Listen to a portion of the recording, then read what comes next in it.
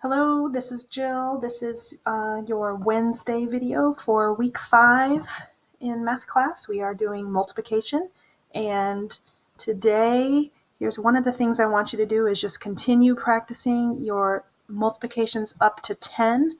I had you do this week pages 7 through 15. That gives you practice.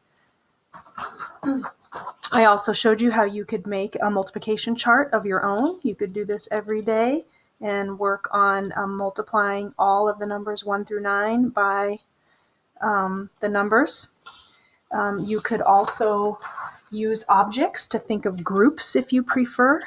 You know, 1 group of 3 is 3, 2 groups of 3 is 6, 3 groups of 3 is 9, 4 groups of 3 is 12. If you prefer something physical like that, you can use that. You could even draw pictures, you know, 1 group of 3, 2 groups of 3, 3 groups of 3, that kind of thing.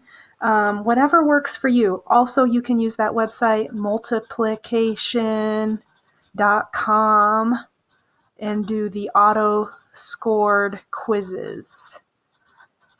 And you can practice your families, 0 through 10 or even higher if you want. But I think it's good if you can go up to 10. And today, the new work that I want you to do is also just to take a look at some multiplication word problems.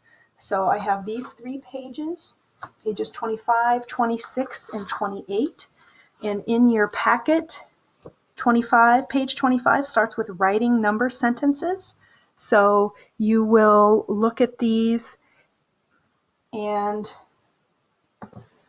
try to recognize the multiplication that's happening, and just paying attention to the words. The math sentence isn't difficult. 5 equal groups of 9, total what amount? 5 equal groups of 9, total. So a lot of the words will look like addition words. And we could do an addition here, right? 5 equal groups of 9. Or we can write it as a multiplication, which is what we really want to do here.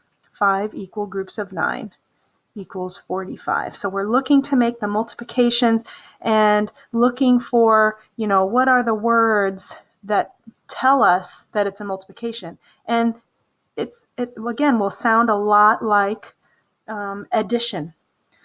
But now we're just thinking of equal groups. This equal groups is a big part of multiplication. So if you have a bunch of groups that are the same, instead of adding, we'll multiply. So that's page 25. Page 26 is writing labels in the answer. This is a really good one. They are having you pay attention to, what is the answer that you're finding? And for each problem, they give you a choice. You find the number, but then are we looking for miles or are we looking for gallons? And typically you can find the clue in the question that is asked. So in this example, how far can he travel? How far? Do we travel in miles or do we travel in gallons? We travel in miles in the US, so it is miles. So that's for each one. Like number 1, they give you a choice of, are we looking for inches or are we looking for the number of turns? And this is a fishing reel, and so in a fishing reel you turn the wheel. And the question is, 7 turns of the handle can reel in how much line? So would we measure the fishing line in inches or would we measure the fishing line in turns? We would measure it in inches. And again, you would make the math sentence to go with that. So that's page 26, and page 28 is use the correct numbers. This is also really good practice here.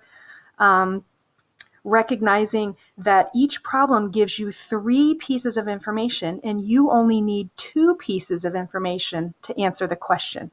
So he bought 8 new CDs. Each one cost $15. He also bought 4 cassette tapes.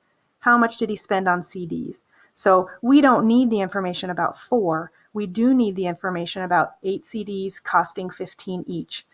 And so in each problem, they give you 3 pieces of information. You only need 2 of them to do the problem. And then you circle which piece was extra.